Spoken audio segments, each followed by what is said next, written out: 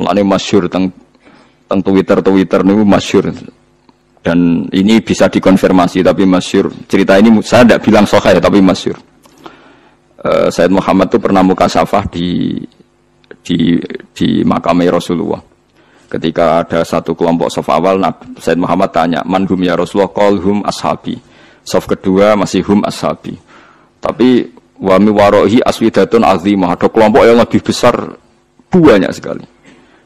Terus Sayyid Muhammad tanya, "Man hum ya Rasulullah?" Qal hum al-Indonesian. Itu orang-orang Indonesia mencintai saya. Ketika beliau sadar sampai beliau bilang saya mencintai Indonesia. Ternyata apa? Maulid di Indonesia itu yang bertato saja mauludan. Itu tidak ada di negara lain. Sing ora salat pun mauludan. Jadi belum ada orang mencintai Nabi kayak orang apa? Indonesia. Sampai kiai pertama yang terima cerita itu bareng ngecek, waduh, sing tatonan deh mauludan. Apalagi gitu istana mati karena diminta istrinya.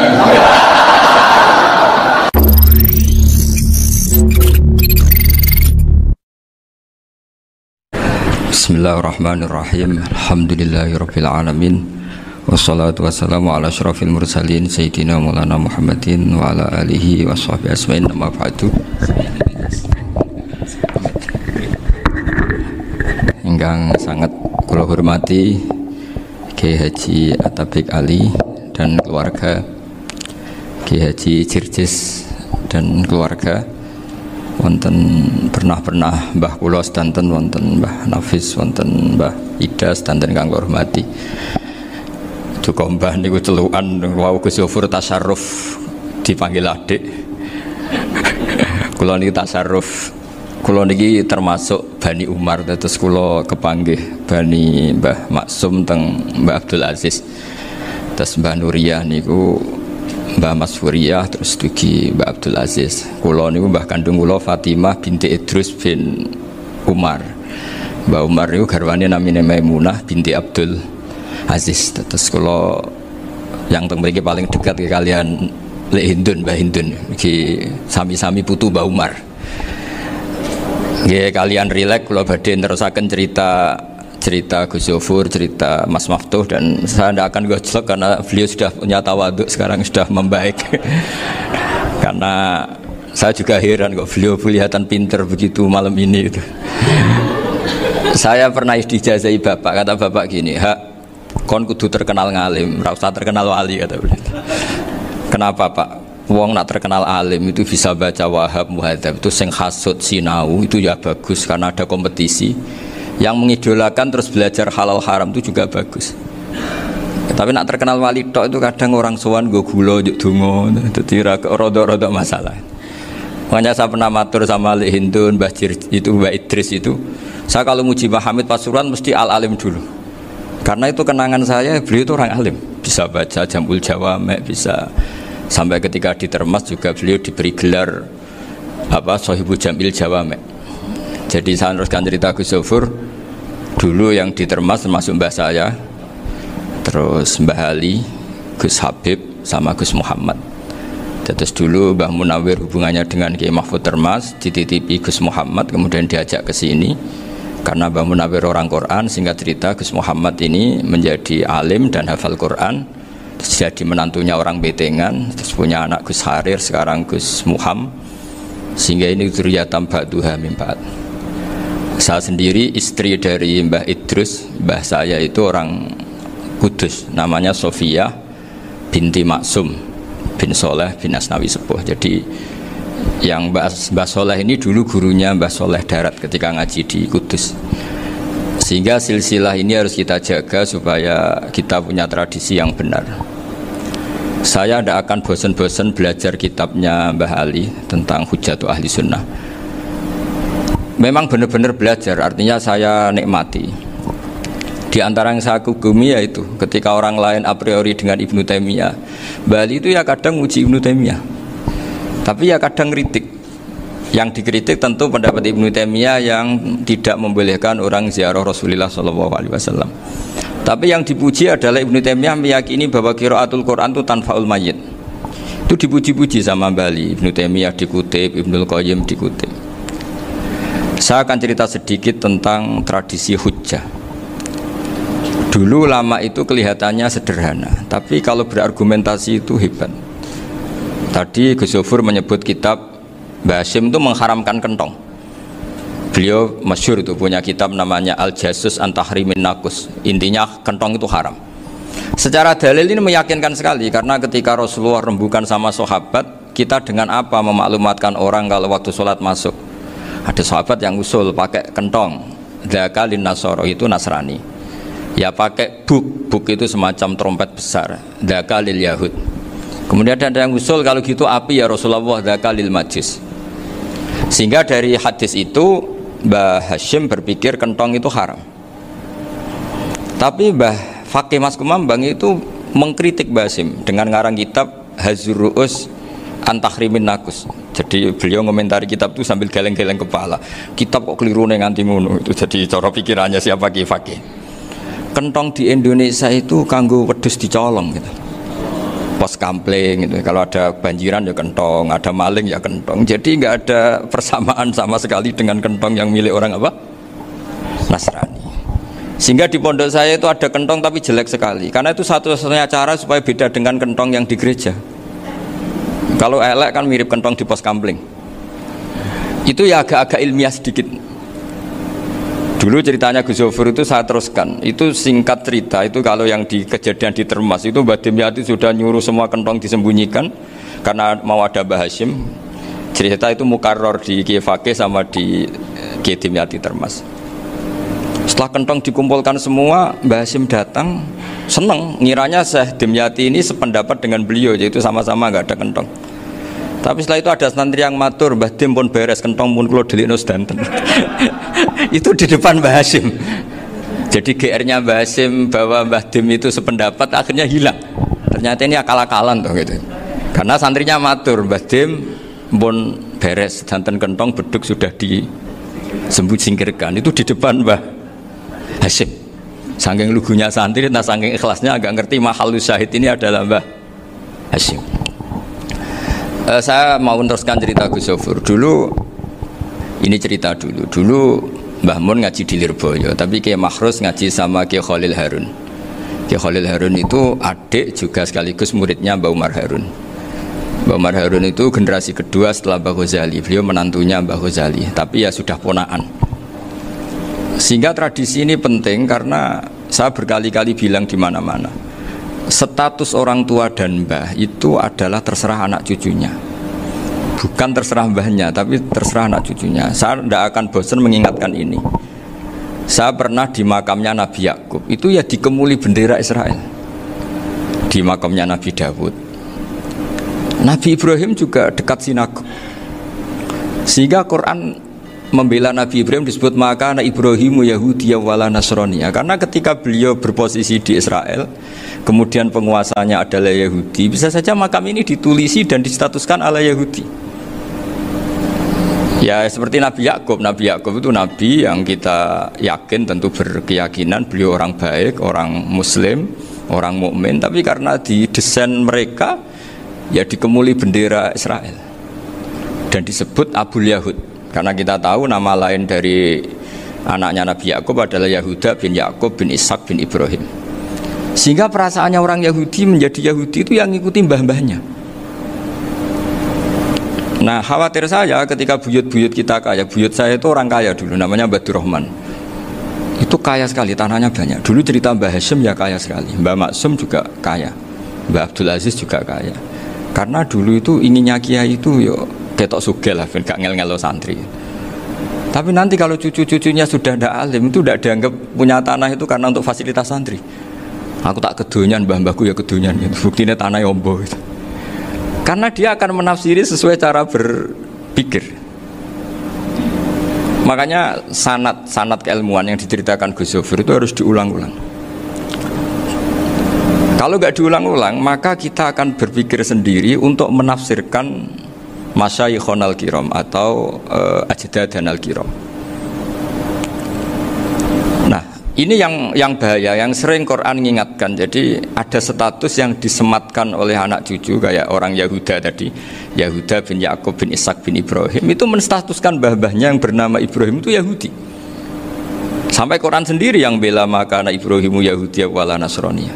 Karena secara geografis sekarang Ibrahim di Israel dan otoritas itu juga milik mereka, sehingga mereka bisa masang-masang atribut yang menunjukkan kalau itu Yahudi. Beberapa al-alim al-alamah yang minnah itu sudah wafat dan kadang-kadang zuriyahnya itu tidak kita. Kalau sekarang orang bahasakan kubu sebelah. Akhirnya ya nggak boleh dikholi, nggak boleh diziarahi. Terus seakan-akan yaktaduna bi ra'yi, seakan-akan mereka berpendapat dengan pendapat syekh ini, padahal enggak. Nah, sehingga tradisi ketersambungan sanad tadi, baik secara genetik atau secara asbab, itu harus terjaga. Saya beberapa kali banyaklah sering diceritain Mbah Mun. Dulu Mbah Munawir ini cerita ya, Mbah Munawir itu saking senenge kitab, ben santri ini so ngaji kitab. Itu kalau ada alumni Lirboyo, alim disuruh baca muin di sini itu Mbah Munawir ikut. Saking ingin tasjeknya, ingin ngajari santri bahwa ngapal Quran udah hafal tok, tapi yo faham. Dan penggalinya Mbah Munawir itu sampai klimaknya dulu Mbah Zaini itu nate nikah sama Nyai Komariah kalau nggak salah, binti Karim, binti Manap. Punya putra Gus Habib, Gus Toha yang diantara putrinya dinikahi Gus Rozin ini. Terus akhirnya kesampaian juga ketika Mbah Munawir punya mantu alim alamah namanya Mbah Ali Maksum, angsal Nyai Hasimah. Sampai Pondok Kramcak ma'ruf bil ilmi, terutama ilmu sorof dulu karena Mbah Maksum itu komplain, fa'ala yafulu kok terus fa'lan ya, fa'ala yafulu ya uf'ul gitu kan, masuk fi'il kok jejer isim gitu. Jadi dulu kata Mbah Mun itu ada persaingan ilmu sorof, sorofnya Mbah Maksum Ali Kuaron sama Mbah Ali Maksum Jogja. Jadi walian tok, yang satu Maksum Ali Kuaron, yang satu Ali Maksum. Ya itu dulu saingan ngarang sorof. Nah ini yang menang siapa? Ya terserah duriannya. Kalau duriannya keren ya menang karena terserah yang kampanye. Saya bayangkan adekan Mbah Zubair tidak punya anak sealim Mbah Mun, mungkin kalnya Mbah Zubair juga tidak sewow kalau punya putra Mbah Mun. Karena saya berkali-kali bilang kalau dalam syair Arab itu kama takarroma, kadang dilafatkan kama tasyarrofa bi Muhammadin adnanu. Orang berpikir Adnan itu siapa? Itu karena ada Nabi Muhammad SAW. Orang mencari-cari Mbah Mun itu mencari Mbah Zubair karena ada Mbah Mun. Orang mencari Mbah Dahlan karena ada Mbah Zubair. Wong kok alime ngono iku bapake sapa? Wong kok alime ngono iku putune sapa? Tapi kalau kita ini sudah ndak alim, ini orang sudah nggak tertarik nyari-nyari leluhurnya karena dianggap selesai. Jadi yang dengan tanda kutip yang menghabisi mbah-mbahnya itu ya mesti cucunya itu. Ini mau ngamuk, mau peringatan, tapi ini juga peringatan pada diri saya sendiri. Jadi sehingga zuriyah ini penting. Kenapa para nabi mesti donga zuriyatan thayyibah? Kenapa selalu berpikir tentang zuriyah? Wa ja'alaha kalimatam baqiyatan fi aqibi. Karena zuriyah ini yang nanti bisa menstatuskan leluhurnya. Seperti tadi cerita Mas Maftuh ini, tak puji betul, saya hari ini tidak ingin gojlok supaya kewalian saya tidak tergerus oleh kedoliman. Saya pernah diceritain Gus Zofur, juga sering baca buku tentang Mbah Maksum. Dulu Mbah Maksum kalau wasiat kembali ya gitu, kamu harus NU dan harus mempertahankan NU, tapi tidak dengan cara membenci Muhammadiyah. Dulu Mbah Mun juga sering cerita, dulu Mbah Hashim itu ngaji Syekh Mahfud. Nah, Mbah Ahmad Dahlan dulu namanya Darwis sering ngaji sama Syekh Khotib Minangkabau. Zaman itu Syekh Khotib sudah modern, sudah ikut gerakan Abdu, gerakan Almanar. Sehingga bawaannya Mbah Ahmad Dahlan ini agak agresif. Yang Mbah Hashim karena hanya mulazim di Syekh Mahfud, hanya sesekali ngaji Syekh Khotib, beliau lebih seperti itu. Dan dua beliau ini sama-sama pernah ngaji Mbah Soleh Darat di Semarang, Mbah Hashim sama Mbah Ahmad Dahlan yang dulu namanya Darwis. Jadi ini masih min minuskatin wahidah mimam bain wahid. Sehingga kita tidak kaget ketika Mbah Ali Maksum mengomentari Muhammadiyah itu masih ahli sunnah wal jamaah. Makanya nanti terakhir saya baca kitabnya Mbah Ali dan sering saya pelajari. Andai kan kita ini sepakat dengan ilmu, ya kita tahulah kalau Abu Hanifah itu tidak kunut, Imam Syafi'i kunut, berarti kunut itu mazhabnya Abu Hanifah, bukan mazhabnya Mbah Ahmad Dahlan. Apa tidak kunut itu mazhabnya Abu Hanifah, bukan mazhabnya Mbah Ahmad Dahlan. Kita kunut itu mazhabnya Imam Syafi'i, bukan mazhabnya Mbah Hashim. Ini semuanya masih dalam bingkai ilmu. Adzan qobla subhi juga riwayatnya jelas. Tidak adzan ya sudah perilaku kita sudah jelas. Dulu Mbah Mun sering didik kita gitu. Saya sering dengar cerita kalau dulu Pak Air Fakhruddin begitu hormat sama Mbak Ali, apalagi duriahnya Mbak Azhar Basir, karena beliau dulu ngaji di Termas. Dulu itu nggak ada masalah karena semuanya dianalisis pakai ilmu. Tapi sekarang pakai identitas, yang kunut tuh NU, yang nggak kunut Muhammadiyah. Berarti Abu Hanifah itu Muhammadiyah, Imam Syafi'i itu NU. Berarti Imam Syafi'i itu ya anak buahnya Ki Miftahul Ahyar, kira-kira gitu kan anak buahnya Pak Said Akil. Kan terus jadi repot. Dulu kita ini pengagum ilmu, bukan pengagum perbedaan. Sehingga di sini yang saya kagum dari sekian ceritanya Mbah Ali Maksum, supaya kitab ini to the point, supaya nggak lama-lama karena waktunya juga. Nanti kalau kemalaman ini kena semprit ini sudah. Ini diantara yang diceritakan Bali itu unik.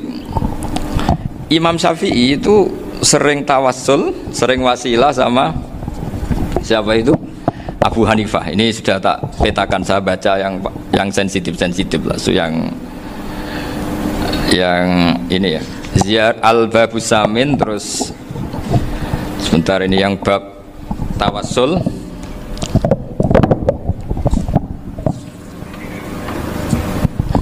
Ini di sini halaman 90, mungkin santri-santri kerapyak bisa ngecek lagi di kitab Hujjatul Ahli Sunnah. Ketika cerita tawassul, di antara yang diceritakan Bali Maksum adalah perilaku ya, bukan sekedar statement tapi apa? Perilaku. Perilakunya Imam Syafi'i atau ahwalnya kalau bahasa halusnya, yang selalu ke makamnya Abu Hanifah untuk tawassul. Padahal Imam Syafi'i itu orang yang secara ilmu sering kritik Abu Hanifah. Jadi ini saya baca ini di halaman 100, jadi tawassul mulai halaman 9 berapa ini sampai halaman ini yang qala sami'tu Syafi'iyya yaqul inni la atabarraku bi Abi Hanifata wa aji'u ila qabri fi kulli yaumin zairan fa idza uridat li hajatun shallaitu rak'atain, halaman 100, waji'tu wa sa'altu wa ta'ala al hajat indahu fama tab'udu anni hatta tuqda. Kanal Imam Syafi'i ayyama huwa bi Baghdad yatawassalu bil Imam Abi Hanifah yaji'u ila dorihi fayusallimu alaihi wa yatawassalu ila Allah bihi fi qada'i hajati. Terus wa yatawassalu Imam Ahmad bi Imam Syafi'i.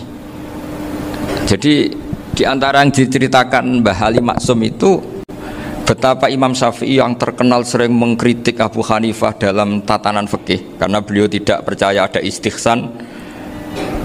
Abu Hanifah berpendapat adanya istihsan, dan kita tahu lah ikhtilafu Syafi'i wa Abu Hanifah itu besar sekali. Tapi beliau itu tahu Abu Hanifah itu orang yang sangat soleh. Abu Hanifah itu kalau ketemu sama orang yang utang beliau itu yang lari bukan yang utang Abu Hanifah, karena takut orangnya itu izin. Jadi kalau ketemu yang utang di jalan itu yang sembunyi itu Abu Hanifah. Kenapa engkau sembunyi? Ada yang utang saya lewat, nanti orangnya malu. Jadi setingkat Robi'ah Adawiyah itu beliau di rumah ada maling itu sembunyi. Ditanya kenapa engkau sembunyi? Malu, gak ada yang dimaling. Malu sama malingnya karena serumah itu gak ada barang yang layak dicolong itu. Itu Robi'ah sabda sembunyi. Itu yang bisa niru itu Abu Hanifah. Jadi wali-wali besar ini ternyata saling menghormati dan saling tawassul.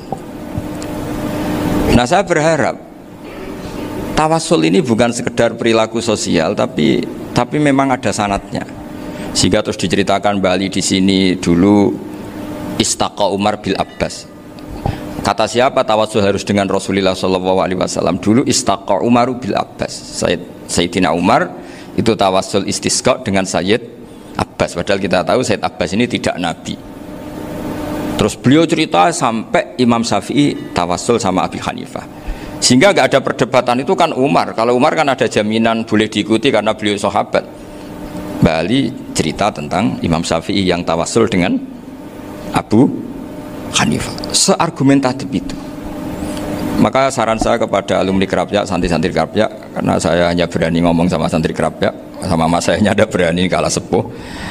Itu tradisi keilmuan itu harus dijaga dengan hujjah dan dengan tadwin, dengan pembukuan. Saya punya sekian cerita ya, misalnya dulu kita mungkin iskal itu janggal. Kenapa sih orang Islam tukaran sama orang Islam itu? Sehingga di antara doa Nabi yang enggak dikabulkan Allah, enggak boleh dikabulkan sama Allah, enggak boleh, bukan berarti enggak mustajab. Redaksinya famana aniha, memang enggak boleh. Redaksinya bukan falam yastajib lahu, tapi famana aniha. Di Al-Marrah As-Salisa ini Nabi dilarang, yaitu melarang umat Islam itu jangan sampai tukaran sama umat Islam sendiri. Itu kata Allah, ya enggak bisa kata Allah, kalau itu tidak saya kabulkan. Itu dulu guru-guru kita nyontohkan sederhana. Kira-kira kalau saya tukaran wek Gus Zofuru Mbah Mun luwih ikhlas dibanding ditukari wong liya. Nakno kakak ditabuk adik wong tua luwih ikhlas dibanding ditabuk tangga. Barokahnya membaca kita lebih mentoleransi. Kalau ada Mbah Hashim dikritik Mbah Fakih Mas Kumambang, kita ikhlas itu. Tidak dikritik guru PAUD itu kan. Atau dikritik orang-orang yang nggak bisa ngaji. Artinya ternyata keliru kita bilang kiai kok tukaran. Justru bagus kiai tukaran dibanding kiai dikritik guru PAUD atau dikritik orang-orang yang nggak bisa baca kitab. Akhirnya barokahnya baca kita menjadi tahu. Dulu Mbah Mun sering cerita, ini masih cerita silsilah ya. Jadi Mbah Ali Maksum tadi kita tahu di antara guru besarnya Mbah Ali Maksum tentu Mbah Mahfud Termas. Beliau adalah adik dari Kiai Mahfud Termas. Mbah Dimyati ini adik Kiai Mahfud Termas. Itu punya saudara namanya Abdul Razak, juga punya saudara namanya Dahlan. Itu yang membawa Thariqah Syadziliyah di Solo Raya, yang sekarang alhamdulillah diteruskan Gus Wafi. Dulu di antara pesannya Mbah Mun ke saya, hak Wafi kandani kon ziarah ning Mbah Dimyati. Mergo Thariqah Syadziliyah dulu itu yang bawa keluarganya Mbah Dimyati. Jadi semuanya ini masih dzurriyyatan ba'duha min ba'd. Nah pesan saya karena tadi Mbah Munawir yang termasuk orang pertama yang bawa Quran, bawa qiraah sab'ah. Kenapa saya bilang termasuk? Karena kalau bilang paling yang pertama ini nanti butuh data.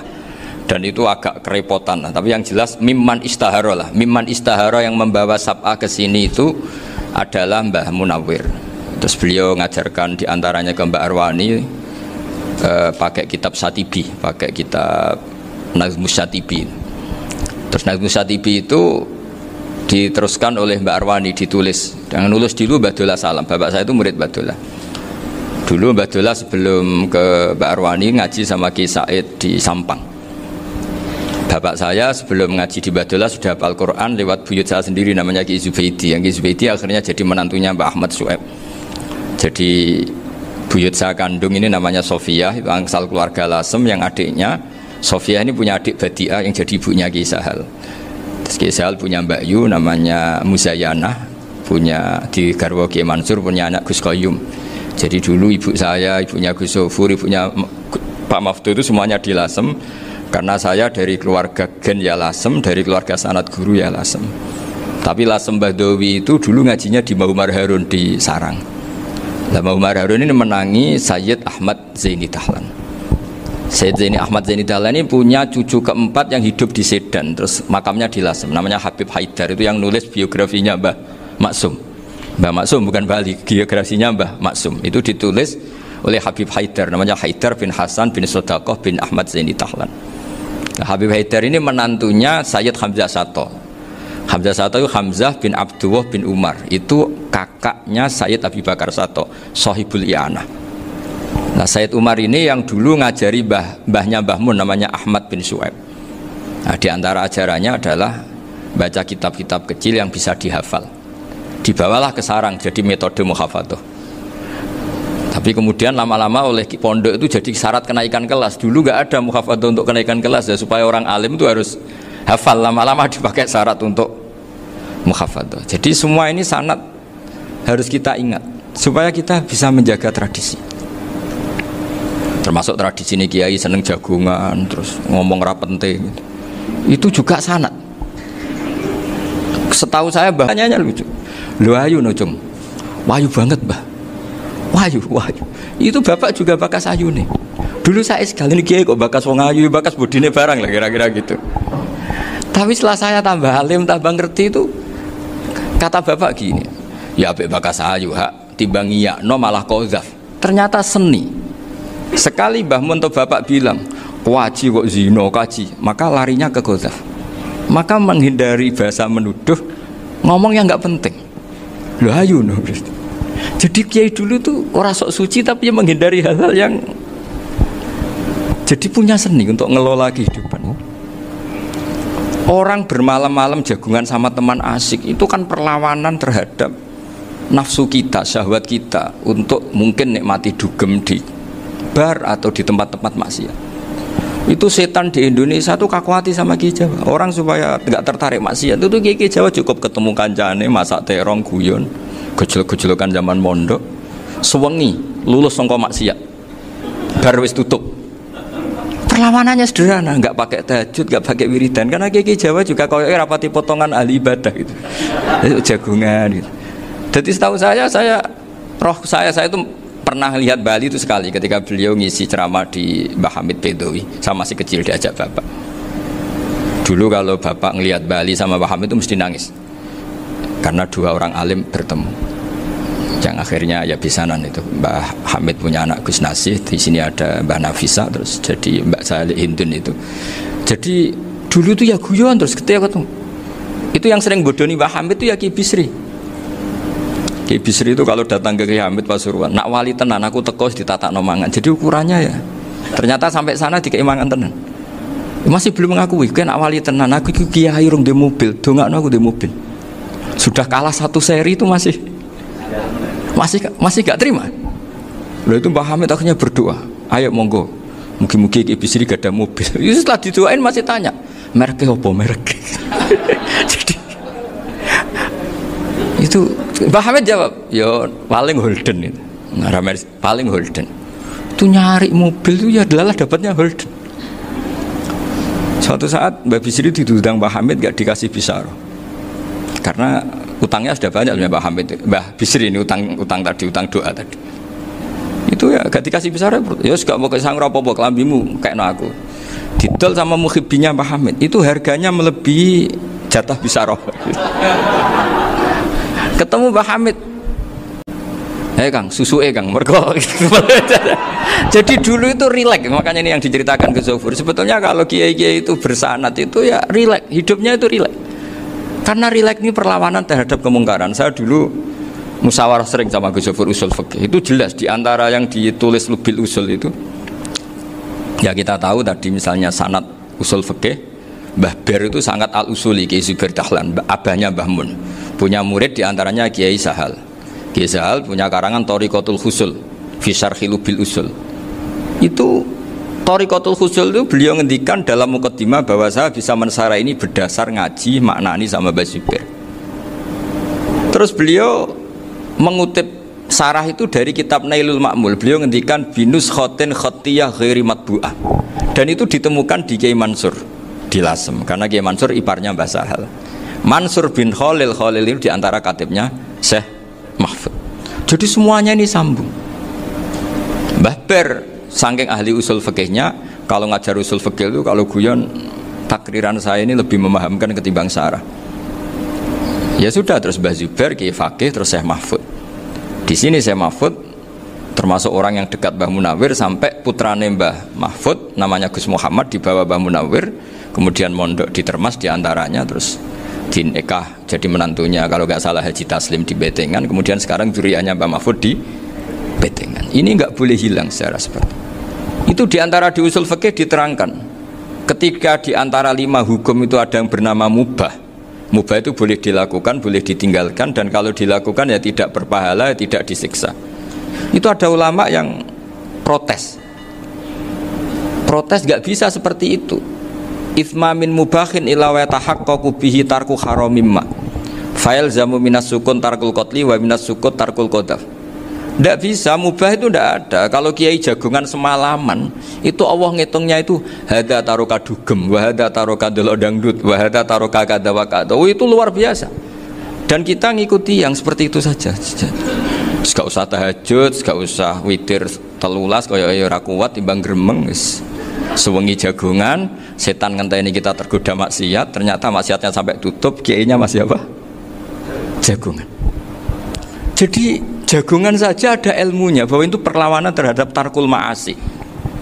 Sehingga bagaimana Anda katakan mubah ini mubah, toh gunanya adalah tarkul haram.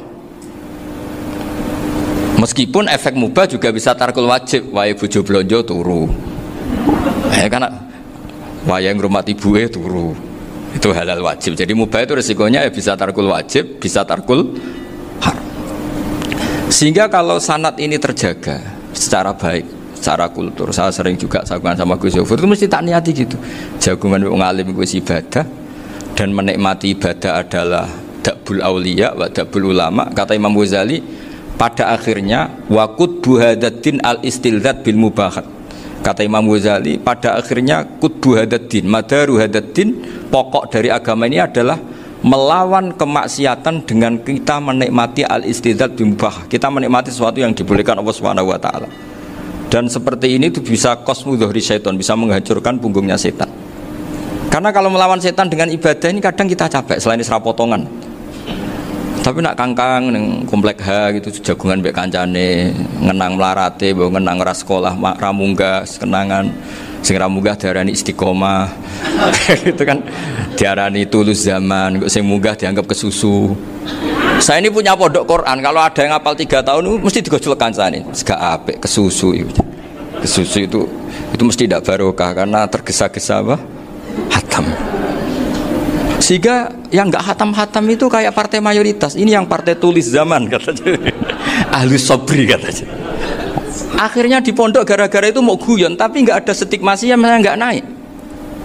Di pondok sarang itu saya punya temen itu banyak yang sekelas dengan saya, sekelas sama Gus Kamil, akhirnya sekelas dengan Gus Zofur. Padahal saya ini kakak kelas.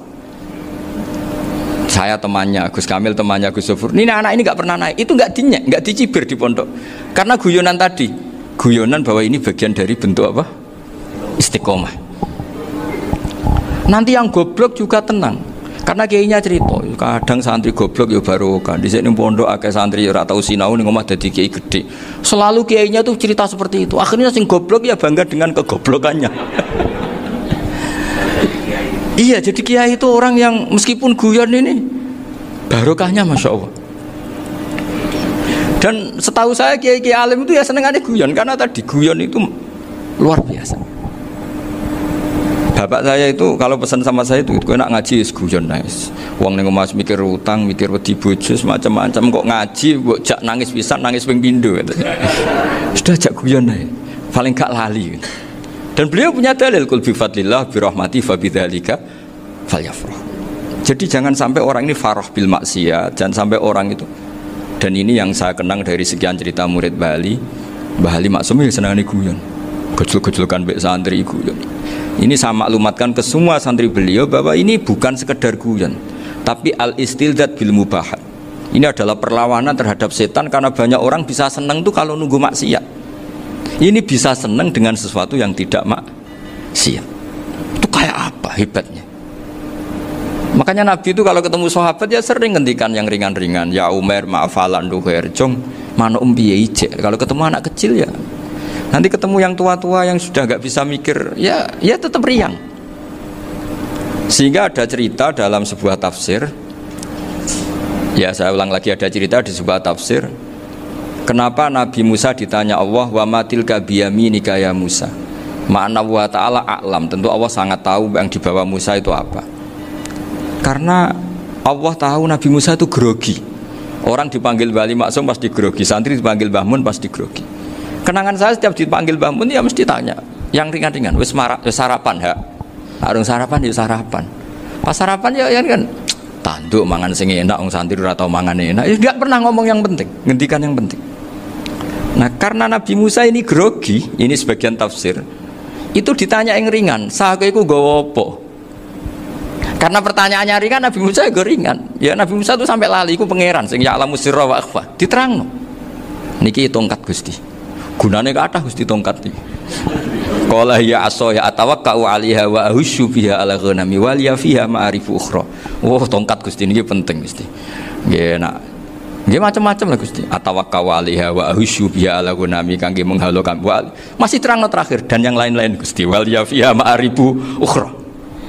Sehingga akhirnya rileks karena Nabi Musa terus ngerti ternyata ketemu pangeran itu gak seserem yang saya bayangkan gitu. Pertanyaannya ringan itu ada ilmunya. Tapi cerita ini yang versi tafsir ini tidak yang seperti di Manaqibul Ghazali. Di beberapa kitab tentang Manaqibul Ghazali diceritakan di alam roh Nabi Muhammad Shallallahu Alaihi Wasallam itu yubahi bi ummati, saking yubahinya sampai ngendikan ulama ummati ke anbiya Bani Israel. Ulama umatku itu pinternya atau statusnya itu mirip-mirip lah. Kaf itu ya mirip-mirip lah, mirip-mirip kayak ulamanya nabinya Bani Israel. Akhirnya Nabi Musa itu tersinggung sekali, bagaimana mungkin ulama disamakan dengan apa? Nabi. Sehebat-hebatnya ulama itu kan tidak akan yabluhu darajatan nubuwah atau yartaqi ila darajatin nubuwah. Itu akhirnya ya kalau kamu nggak percaya panggil, yang dipanggil Imam Ghazali. Ya Nabi Muhammad juga gak mau kalah gitu. Kalau manggil ulama RT ya kalah keok gitu. Akhirnya Imam Ghazali datang, ditanya sama Musa, "Mas muka, nama kamu siapa?" "Ana Muhammad bin Muhammad Al-Ghazali At-Tusi Asy-Syafi'i." Itu disebut panjang sih. Terus Nabi Musa guyu-guyu. "Kamu ulama kok ngomong yang gak penting, ditanya namanya kok penjelasannya sepanjang itu, dianggap itu satu kesalahan. Masa tanyanya nama kok ditanya, jawabnya Muhammad bin Muhammad Al-Ghazali At-Tusi Asy-Syafi'i, kepanjangan itu." Ketika Nabi Musa agak mencibir, agak gimana itu, terus jadi Imam Ghazali, kalau ini masalah, lebih masalah jenengan. Apa itu? Yang tanya jenengan tuh Allah ya'lamu sirra wa akhfa, dan Allah hanya tanya wa ma tilka biyaminika ya Musa. Harusnya jenengan jawab asoya titik, bukan kepanjangan. Atawakkau 'alaiha wa syubha itu kepanjangan. Allah tanya yang di bawah kamu itu apa? Yang di tangan kamu. Harusnya jawabnya hanya aso ya. Tapi kenapa penjelasannya sepanjang itu? Sampai terakhir waliya fiha ma'aribu ukhra. Terus pinter tenan kayak gitu. Terus Nabi Musa terus bilang, "Ya pinter tenan aja gitu." Padahal kita tidak pernah GR seperti itu kan, kebetulan Imam Ghazali gitu. Kalau yang lain mungkin ya keok lah kira-kira gitu. Tapi ini cerita dalam khazanah keilmuan. Benar yang dikatakan Gus Zofur. Saya termasuk orang yang pernah mondok Lirboyo Pasanan. Jadi setelah saya disuruh nemani Gus Kamil, tahun berikutnya Gus jenengan disuruh. Pokoknya anakku mbah sakulan lah kudu tahu mondok Lirboyo. Biar aku tahu ngaji Wah Karim.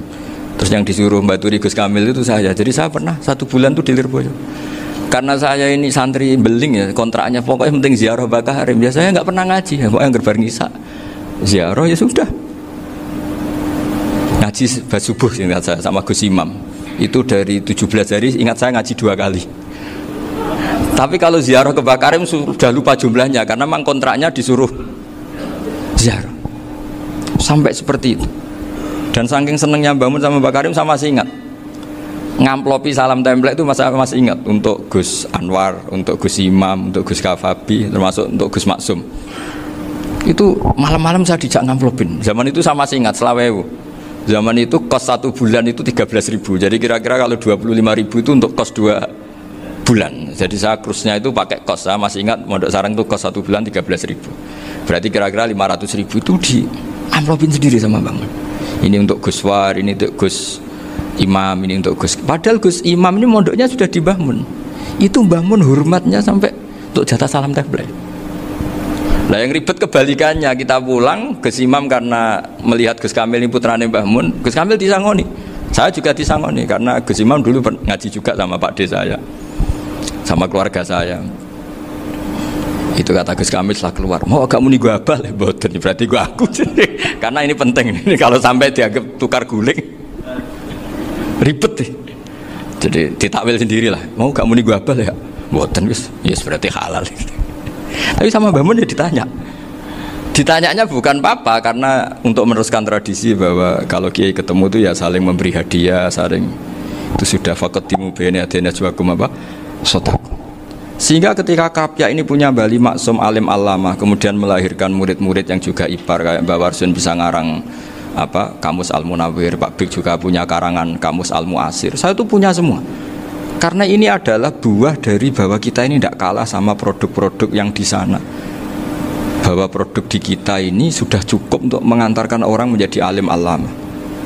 Dulu Mbah Zubair ke Mekah ya sudah alim alama. Gus Zofur ke Al-Azhar sudah alim. Semua teman-teman kita ke Mekah itu sudah alim semua. Padahal produk mondoknya ya tadi mau digojlok kiai ini, terus mangkel be keamanan biasanya itu. Biasanya musuh besar pondok itu keamanan. Jadi ya bukan berarti gojlok ibunya Gus Maftuh enggak, biasanya keamanan itu musuhnya apa? banyak. Jadi cerita-cerita saya mohon sekali murid-murid kerap ya, jangan hanya ngaji fikih. Kalau hanya ngaji fikih itu posisi Abu Hanifah itu seakan-akan nyun sewu orang yang sangat tidak ahli hadis. Karena beliau di situ kelihatan kalah sekali dengan Imam Syafi'i. Apalagi di perdebatannya Muhammad bin Hasan Asy-Syaibani dengan Imam Syafi'i itu kelihatan sekali betapa Abu Hanifah itu orang yang nyun sewu ditinggalkan dalam ilmu hadis. Sampai beliau hanya dapat gelar min ulama ahli ra'yi, termasuk ulama yang kuat logikanya. Juga harus baca kitab-kitab seperti ini. Ternyata di balik Imam Syafi'i mukhalif pada beliau di bab-bab fikih, perilakunya sangat hormat. Sampai beliau tuh kalau tawassul ke kuburannya Abu Hanifah. Dan beliau ngendikan an-nasu fil fiqhi iyalun ala Abu Hanifah. Semua orang yang ahli fikih itu masih anak buahnya Abu Hanifah. Saya berkali-kali cerita, mazhab Syafi'i itu alatut tadhir hanya dua, yaitu al-ma' wa turab. Abu Hanifah nambahi wanar. Alasannya Abu Hanifah orang mukmin yang dosanya banyak itu dibakar di neraka, dan alasannya Allah litadhirihim, untuk mensucikan mereka. Sehingga pikirannya Abu Hanifah an-nar itu min alatit tadhir. Apa yang terjadi ketika bata itu batu bata yang dibakar, di situ campur teletong, campur apa-apa, itu kalau sudah mazhab Abu Hanifah selesai, sudah suci karena sudah ngelewatin pembakaran. Meskipun kita tidak akan kalau kehilangan air terus wudu dengan api, bisa bunyak semua itu. Tapi apapun itu menjadi solusi. Sehingga saya punya kitab namanya Ikhtilafu Malik, Ikhtilafu Malik wa Abu Hanifah atau Ikhtilafu Syafi'i ma Abu Hanifah. Itu kelihatan sekali kalau Abu Hanifah itu nyuruh posisinya kalah. Karena yang ngarang orang-orang Syafi'i. Tapi kalau melihat kitab-kitab kewalian, misalnya di kitab Mizan Kubro ini juga sering disebut itu Mbak Ali Maksum tentang Imam Sa'roni. Berkali-kali beliau mengutip Mizan Kubro. Itu Abu Hanifah adalah orang yang sangat mukasyafah. Artinya ketika Nabi cerita air wudhu itu menjatuhkan dosa, tidak ada air wudhu yang jatuh ke kamu kecuali saat itu juga dosa kamu jatuh. Itu beliau datang ke Madharota Kufah. Kemudian beliau bilang sama si orang tua tadi, tub anizina. Orangnya terus bilang atubu minazina. Ada lagi pemuda datang dibilangin tub an ukuki walideka, terus bilang tub tu an ukuki walidayya. Sampai yang terakhir ada tub an simai alatilahwi atau an samai alatilahwi, terus tub tu an samai. Ketika orang itu ditanya, kenapa engkau begitu tahu dosanya apa? Saya tahu air wudhu ini menjatuhkan apa. Jadi kira-kira kalau zina mungkin ya batang babi lah. Kalau hanya sekedar melihat bak-bak mungkin ya curut atau tikus lah kira-kira gitu. Nak dulu diluk ya mungkin ya tikusnya cilik gitu. Nak dulu suwi ya tikus werok itu atau apalah. Pokoknya beliau itu tahu. Tapi anehnya Abu Hanifah apa? Setelah itu dia nangis minta mukasafahnya ditutup. Ya Allah, saya ini mukasafah kok malah menjadi tahu sawatil mukmin. Padahal aturan syariat jenengan man satara musliman satarahu, bahwa enggak baik melihat jeleknya orang mukmin. Minta ditutup. Makanya saya ini bangga ada mukasafah. Makom yang kita sampai sekarang tuh makom setelah Abu Hanifah mukasafah. Jadi Abu Hanifah repot-repot mukasafah, minta makomnya ditutup tidak menjadi mukasafah. Dan alhamdulillah kita sudah tidak mukasafah sebelum minta ditutup. Jadi kita ini keren. Keren karena aturannya itu man satara musliman satara huwa, yang tidak tahu aibnya orang muslim maka Allah akan nutupi aibnya di akhirat. Dan kita alhamdulillah barokahnya tidak mukasafah, tidak ngerti aibnya orang mukmin. Jadi kita harus pakai patokan ilmu. Saya ulang lagi, kita harus pakai patokan. Makanya saya tahu betul ketika Kiai Hamid Pasuruan, beliau dulu ngaji Jamul Jame, ngaji Juman, Bali Maksum di sana sama Gus Habib, sama Gus Muhammad bin Mahfud, termasuk mbah saya kandung dulu Kiai Sidik, mbah saya yang itu juga ngaji di Termas. Bapak saya dulu Kiai Nur Salim ngaji di Buyut Baiti.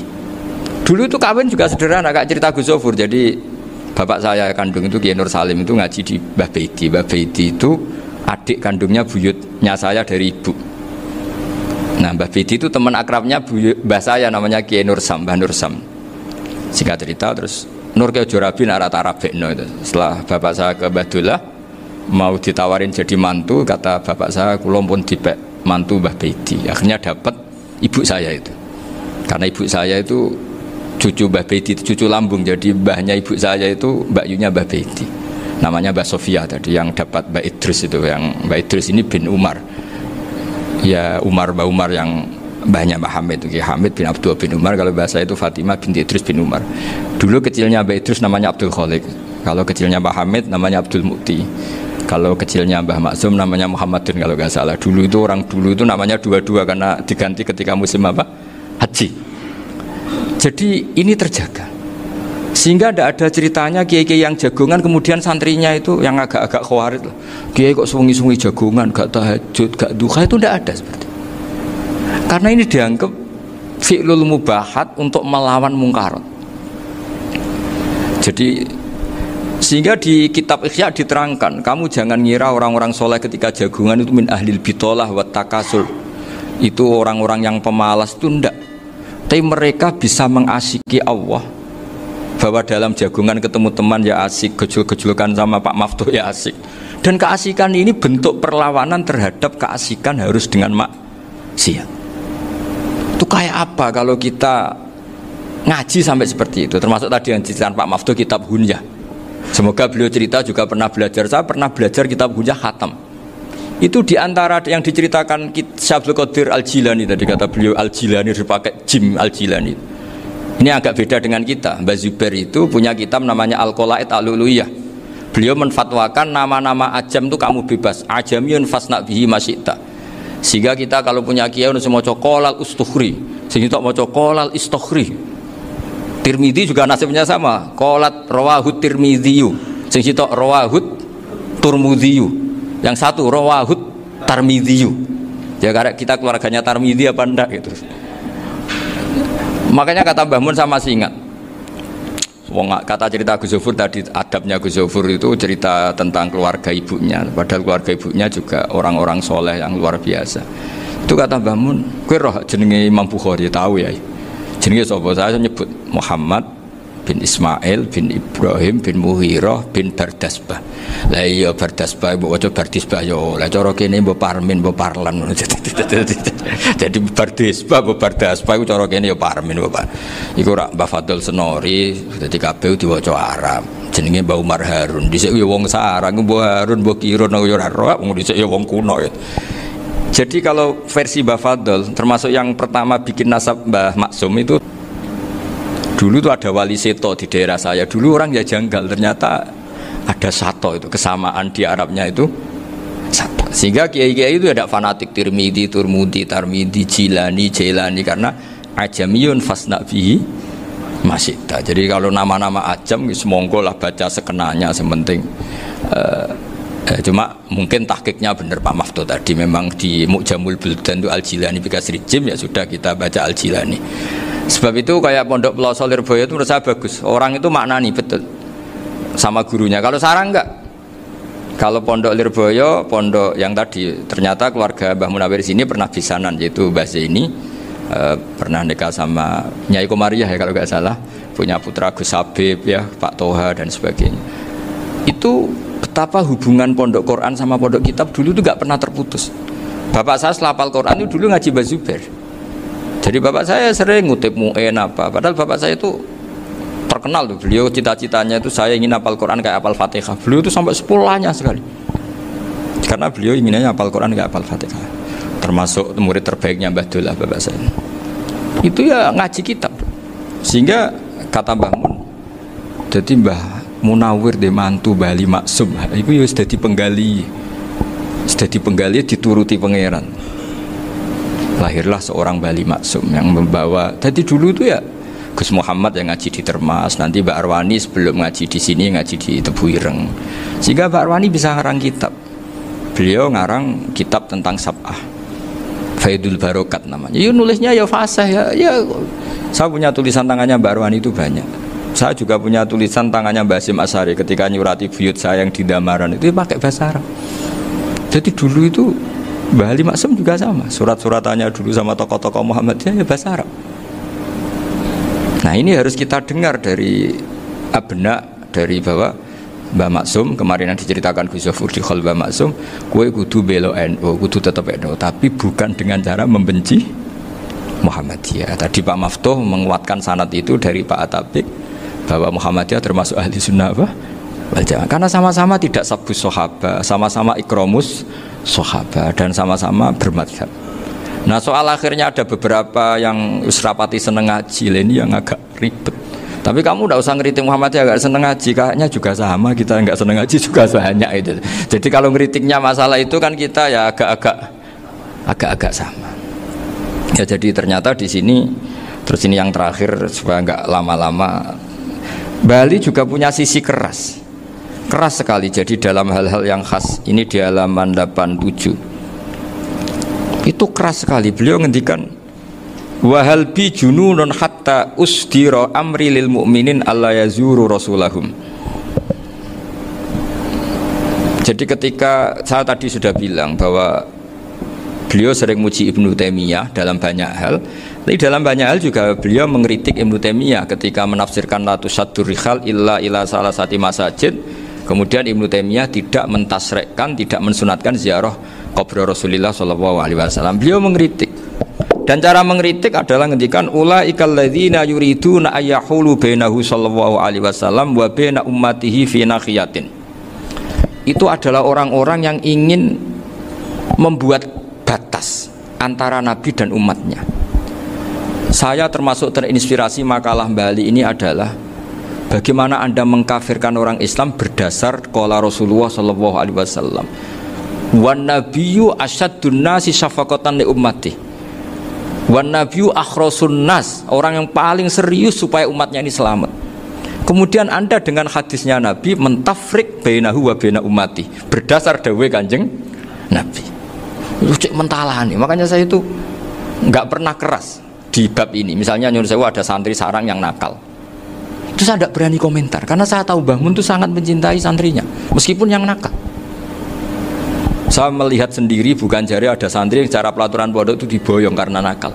Itu Mbah Mun ngendikan begini, ya jeng yo ke diboyong itu cara aturan pondok. Nah aturannya pangeran ngger kowe tobat dadi wong apik ya dadi wong saleh. Ya kowe kudu tetep sering rene, kowe tetep santri kudu dunya akhirat. Soal pondok ya ben ana aturan, ben menjen kowe nakal nemen ya diboyong, tapi kowe tetep wong apik. Jadi karena kita tidak mungkin mentafrik bainahu wa baina talamidhi. Kita tidak mungkin mentafrik baina nabi wa baina ummati, karena nabi adalah apa? Asyaddun nasi syafaqatan li ummati. Sampai saking sayangnya nabi itu ngendikan syafaati li ahlil kabair min ummati. Lho koyo apa baiknya nabi? Ora melok nakal, ora melok maksiat, tapi melok nanggung swargane. Iku waktu gali sampean wis kowe utang gak apa-apa, bangkrut gak apa-apa, sing nyaur bapak. Gua sampean ngono top tenan. Anaknya yang ngawur tenan maksudnya itu, tapi stop. Lah Nabi ku umate sing dosa iku umate, Nabi sing nyuwun sewu cara Jawane sing kangelan nyafaati. Karena Nabi gak boleh dipisahkan dengan umatnya. Makanya kata Bali Maksum, ulaikal ladzina yuriduna ayyahulu bainan nabi wa baina ummati. Itu mereka adalah orang yang ingin memisahkan Nabi dengan umatnya. Nah, masa kita ngafirkan umatnya Nabi berdasar dawuh Nabi? Itu kan sama, saya benci santri Anwar berdasar dawuh Mbah Mun, padahal orang tahu semua begitu sayangnya Mbah Mun terhadap santrinya. Sama juga kamu benci santrinya Bali Maksum berdasar dawuh Bali, padahal beliau sangat mencintai santrinya. Nah kultur-kultur seperti ini tidak boleh hilang. Kita punya sanad, punya guru, punya keluarga yang sama. Jadi mbah-mbah saya itu orang Tuban, dekat sama posisi Ibrahim Asmoro Konti tadi yang diceritakan. Jadi di kampung saya, kampungnya bapak saya itu ada makomnya Siti Syariah, itu mbak kandungnya Sunan Bonang. Dan bapak dulu sering ngajarin ziarah saya ke Mbak Asari. Mbak Asari itu bin Jumadil Kubro, berarti Mbak Asari itu saudaranya Mbak Ibrahim Asmoro Konti, gurunya Sunan Bonang. Jadi Sunan Bonang ke Tuban tuh karena disuruh ngaji sama Mbak Asari, Mudin Asari itu yang di Bejagung itu. Jadi ini semua sanatnya itu jelas, aturannya jelas. Kan Sunan Bonang bin Ampel bin Ibrahim Asmoro Konti bin Jumadil Kubro lah, yang Mbak Asari ini adiknya Ibrahim Asmoro Konti, makomnya di Bejagung di Tuban. Dulu Sunan Bonang sebelum ngaji kemana-mana ngaji di Bejagung itu di Mbak Asari itu. Terus kemudian Sunan Bonang hidup di Lasem, di Pasujudan di Lasem, makanya Lasem banyak orang alim karena ya dulu Sunan Bonang itu diantara aktivitasnya itu di Pasujudan di Lasem itu. Wafatnya kila di Bonang, kemudian mau dibawa orang Madura ke Madura, terus diambil Mbak Asari. Pernah mbahnya karena Muammar Mbak Asari, terus dimakamkan di Bonang. Jadi cara berpikir Mbah Ali ini menginspirasi saya. Kita tidak boleh mengkafirkan umatnya Nabi berdasar dawuh Nabi. Karena apa? Itu yang tidak diinginkan Nabi. Nabi itu inginnya yang di luar itu masuk, bukan yang sudah di dalam dikeluarkan. Itu kata beliau, ulaikal ladzina yuriduna ayyahulu bainan nabiyyi wa baina ummati. Orang-orang yang tidak mentasrek ziarah pada Nabi adalah orang-orang yang ingin memisahkan Nabi dengan.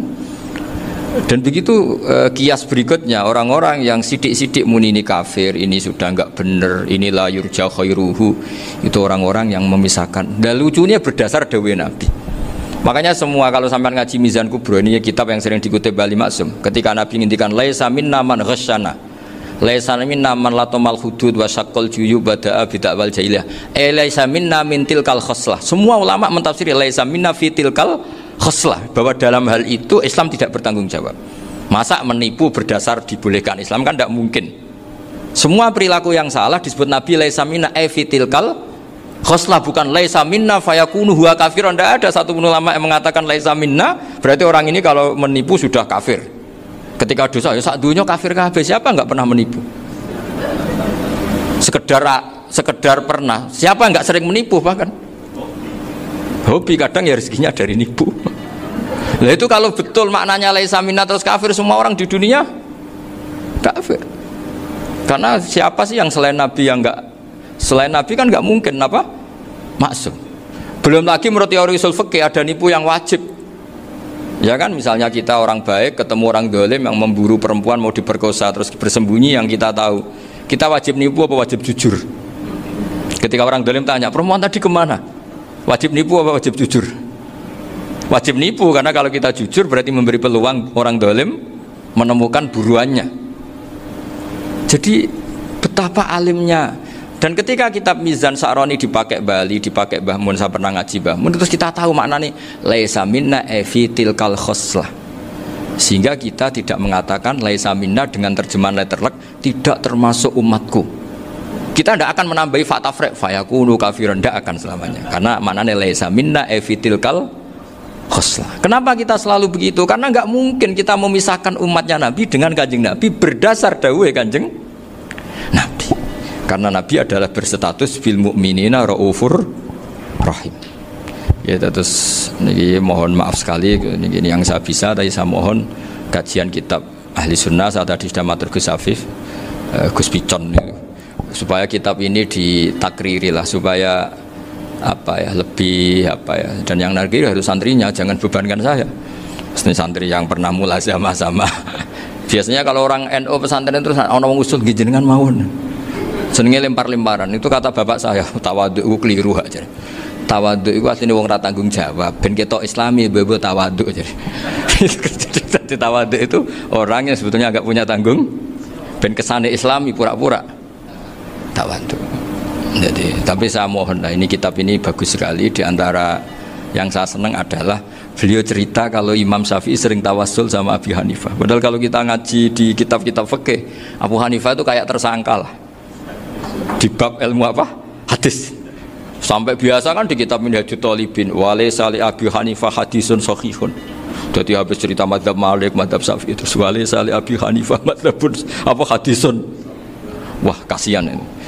Tapi kalau kamu ngaji Mizan Kubro, Abu Hanifah ini dapat posisi, karena mesti Mizan Kubro ngendikan farojal amru ila martabatayil mizan. Kemudian dua mazhab ini sama-sama benar, tinggal kamu milih yang musyaddid apa yang mukhaffif, milih dosis tinggi apa dosis ringan, monggo. Dan itu saya ulang lagi, kitab-kitab yang sering dibaca Mbah Ali Maksum, kemudian Mbah Mun, guru-guru kita. Dengan demikian maka benar Gus Sofur tadi, kultur kita, tradisi kita tetap napa? Terjaga. Ini penting sekali karena ternyata yang saya baca, beberapa orientalis atau beberapa orang barat itu masuk Islam itu karena Islam itu dianggap hukumnya itu detail, termasuk mengatur pernikahan, perceraian, tata kelola ekonomi, tata kelola negara dan sebagainya dan sebagainya. Saya pernah ditanya menyangkut ekstremis. Kalau dalam bab dosa besar misalnya, akbarul kabair ba'dal isyrak billah adalah qatlul mu'min. Jadi dosa terbesar setelah isyrak billah adalah qatlul mu'min, membunuh orang mukmin. Lalu pertanyaannya adalah, kita hidup di negara Indonesia yang penjahatnya ya mukmin atau muslim, yang kadang premannya juga mukmin juga muslim. Lalu kalau kita membela diri, duel gitu dengan penjahat, lalu kita akhirnya membunuh si penjahat tadi, apakah masuk ayat wa may yaqtul mu'minam muta'ammidan karena dia orang mukmin? Jawabannya adalah kitab fikih itu menyediakan bab namanya kitabus siyal, bahwa mangkutila duna mali fahuwa syahid, mangkutila duna ahli fahuwa syahid. Orang yang duel dengan penjahat kemudian dia mati adalah dia mati syahid. Dan dia kalau terpaksa membunuh, tentu ada aturan-aturannya ya, dengan tartib yang ditentukan di kitab-kitab fikih. Itu penjahatnya damnya itu muhaddar, sehingga dia tidak kena kisos si sahibul bait tadi yang punya rumah tadi. Sehingga dengan fikih-fikih yang detail saya harapkan santri sarang, karena dulu Mbah Zubair itu ma'ruf bil faqih ya. Saya sering kalau ngajar cerita bahwa misalnya Gus Zofur ngaji sama Mbah Mun ngaji sama Mbah Zubair ngaji sama Mbah Fakih Mas Kumambang, Mbah Fakih ngaji sama Mbah Mahfud Termas. Lah Mbah Mahfud ini muridnya Sayyid Abi Bakar Sato, Sohibul Li'anah. Sayyid Abi Bakar Sato punya kakak namanya Sayyid Umar Sato. Itu dulu kiainya mbahnya Mbah Mun itu, Ahmad Su'aib. Itu dulu berwasiat kalau gojlok adiknya Sayyid Abi Bakar Sato yang punya kitab I'anah itu, serana gunane mulang kitab gede-gede, yang penting wapal kan. Akhirnya kita ini korban konsepnya Sayyid Umar, jadi disuruh muhafadzah. Karena memang harus hafal, jadi mahfudot. Saat tadi jagoan sama Gus Zofur, apa ingat ketika dulu muhafadzah? Karena kalau kita muhafadzahnya alfiyah itu gurunya bisa kita akali. Kalau kita pura-pura guru itu biasanya malu nyemak pakai kitab karena dikira nanti tidak hafal. Akhirnya murid-murid tahu, mesti gebut ya Gus, enggak mesti bingung. Jadi ada trik. Ya akhirnya betul anak-anak digebut terus gurunya semuanya terus wes, pun Pak. Jadi bisa diakali juga akhirnya ya lolos. Terus cerita kedua ini kisah nyata. Saya dulu itu dengan Gus Zofur musyawarah, Fathul Mu'in, macam-macam. Pernah digojlok sama bapak. Aku masuk krungu kon alim fikih ambek Gus Zofur makili Anwar, tapi aku ora percaya kon iso jawab pertanyaanku. Napa Pak? Itu ada seorang imam lupa baca Fatihah, langsung baca Subbihisma rabbikal a'la. Kemudian makmum bilang subhanallah.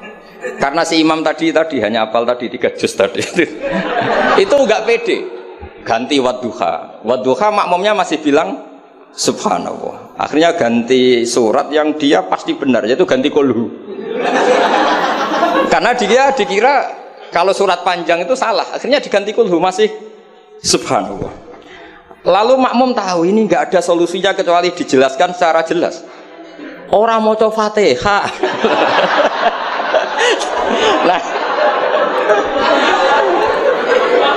Lah itu fikih kita. Makanya saya berharap nanti Gus Zofur juga ngarang fikih yang seperti ini. Apakah yang seperti itu membatalkan sholatnya makmum? Karena darurat.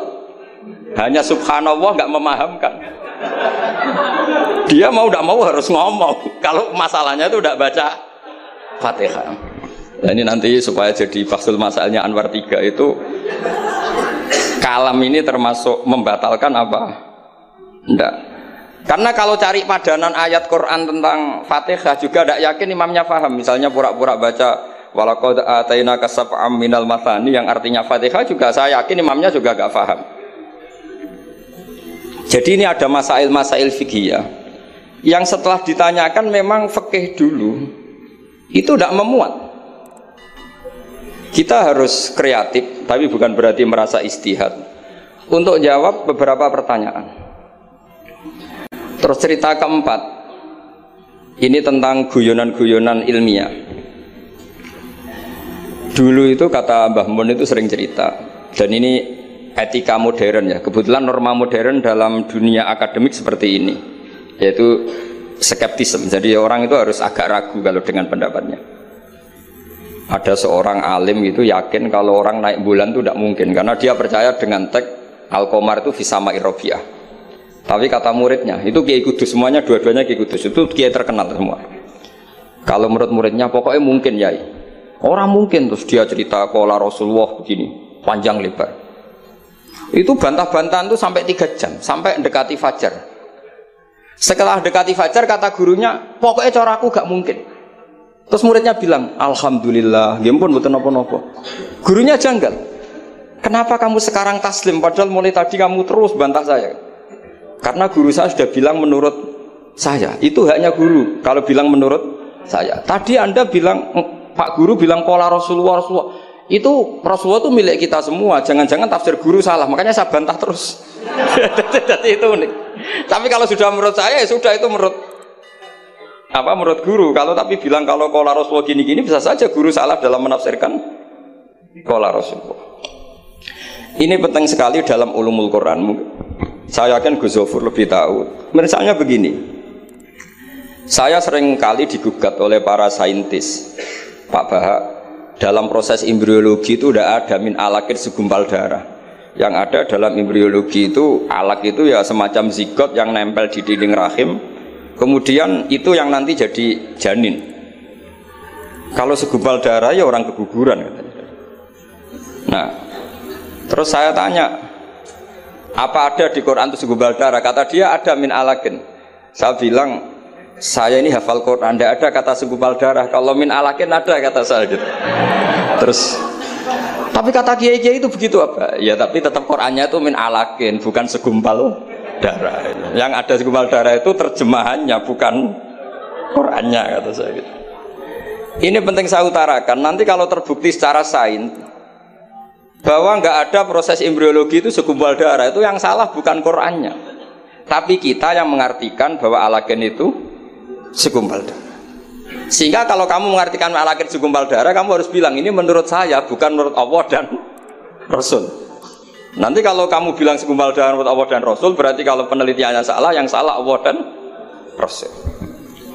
Meskipun tentu sesuai ilmu balaghah bisa saja min alagen benar-benar maknanya segumpal darah, karena untuk litahjin atau untuk litakbeh, supaya manusia tidak sombong, diceritakan dia diciptakan sejenis segumpal darah, bukan harus materinya dari segumpal darah, tapi sejenis itu ya, untuk supaya manusia tidak sombong. Bisa saja kalau secara balaghah demikian. Ini kembali ke Umar tadi, saya ketika melihat drama Umar tuh, Sayyidina Umar itu berkali-kali punya pendapat karena beliau tuh sering solid, sering akurat, sampai penggemar beliau mengintikan hadza maro'a Allah wa ro'a Umar. Hadza maro'a Allah wa ro'a Umar. Ini pendapat Allah dan pendapat Umar. Sampai Sayyidina Umar marah besar, la taqulu hadza hukmu wa hukmu Umar, walakin qulu hadza hukmu Umar. In kana shawaban fa min Allah wa in kana khata'an fa min Umar. Kamu jangan mengatakan kalau ini pendapat Allah, tapi katakan pendapat Umar. Jadi kalau benar ya min Allah, kalau salah dari apa? Umar. Tapi sekarang banyak beberapa organisasi ekstrim yang semuanya itu di atas namakan Allah. Mungkin Gus Zofur lebih tahu, lebih ngalami. Orang itu kalau benci seseorang yang kelas nasional, wah itu sudah dihujat, dimaki-maki. Kita yang menemani mereka itu juga dihujat. Wong fasik, wong keliru kok dikancani gitu.